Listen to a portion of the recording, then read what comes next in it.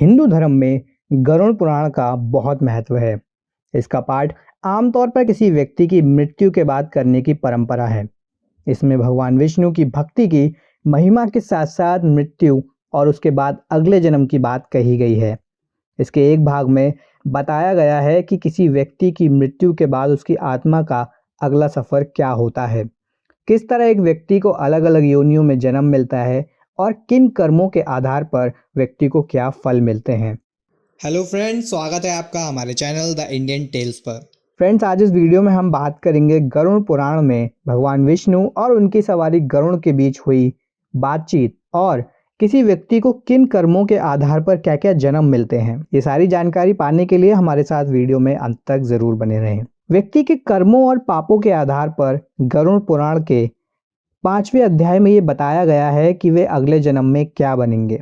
इस पुराण में श्राद्ध, तर्पण एवं मुक्ति के उपायों के बारे में भी बताया गया है।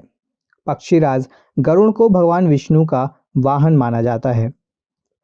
पौराणिक कथा के अनुसार एक बार पक्षीराज गरुड़ ने भगवान विष्णु से मृत्यु के बाद प्राणियों की स्थिति, उनकी यमलोक यात्रा, कर्मों से मिलने वाले फल, अगले जन्म और कर्मों के आधार पर प्राणियों को मिलने वाली सजा के बारे में पूछा। तब भगवान विष्णु ने गरुड़ जी द्वारा पूछे गए प्रश्नों तथा उनकी जिज्ञासा को मिटाने के लिए उपदेश दिए। उन्हीं बातों का गरुड़ पुराण में हमें जिक्र मिलता है, इसलिए इस पुराण को गरुड़ पुराण के नाम से भी जाना जाता है। आइए अब जानते हैं कि पापों के आधार पर कोई व्यक्ति अगले जन्म में क्या बनता है।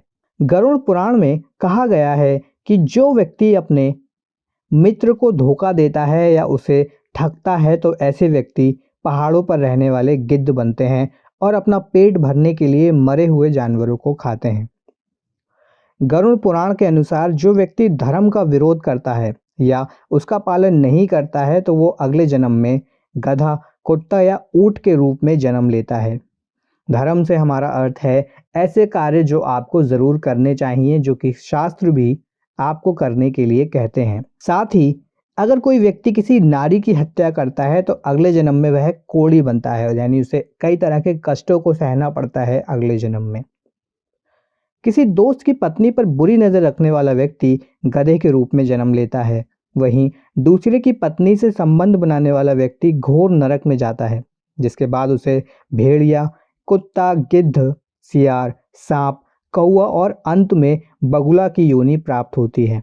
वहीं शादी के बाद अगर कोई महिला पति के अतिरिक्त किसी और व्यक्ति से संबंध रखती है तो ऐसी महिलाओं को अगले जन्म में चमगादड़ बनना पड़ता है।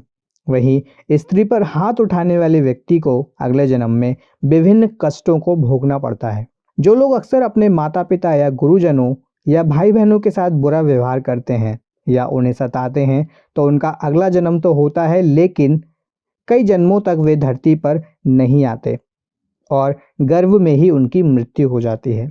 गरुड़ पुराण में ये भी कहा गया है कि जो भी ब्राह्मण सुयोग्य पुत्र को शिक्षित नहीं करता है उसे अगले जन्म में बैल बनना पड़ता है। चालाकी या कपट कर दूसरे व्यक्ति को धोखा देने वाले व्यक्तियों को अगले जन्म में उल्लू बनना पड़ता है। सास ससुर को अपशब्द कहने वाली और अक्सर घर में लड़ाई करने वाली स्त्री को जौ बनना पड़ता है। वहीं अपने पति का त्याग कर किसी और पुरुष को भोग करने वाली स्त्री को चमगादड़, छिपकली या दो मुंह वाली नागिन का जन्म लेना पड़ता है। गरुड़ पुराण के अनुसार ब्राह्मण की हत्या करने वाला क्षय रोगी और गाय की हत्या करने वाला मूर्ख और कुबड़ा होता है। ईर्ष्या के कारण या किसी द्वेष के कारण किसी स्त्री का परित्याग कर देने वाला व्यक्ति बहुत लंबे समय तक चकोर, जो कि एक प्रकार का पक्षी होता है, उसे बनकर रहना पड़ता है। तो दोस्तों, गरुड़ पुराण से हमें ऐसी बहुत सी बातों का पता चलता है जो हम जाने अनजाने करते रहते हैं बिना ये जाने कि उनका परिणाम क्या होगा। अगर आपको हमारा ये वीडियो पसंद आया हो तो वीडियो को लाइक और शेयर ज़रूर करें, और अगर आप पहली बार हमारे चैनल पर आए हैं तो हमारे चैनल को सब्सक्राइब करें ऐसी ही और भी ज्ञानवर्धक बातें जानने के लिए। धन्यवाद।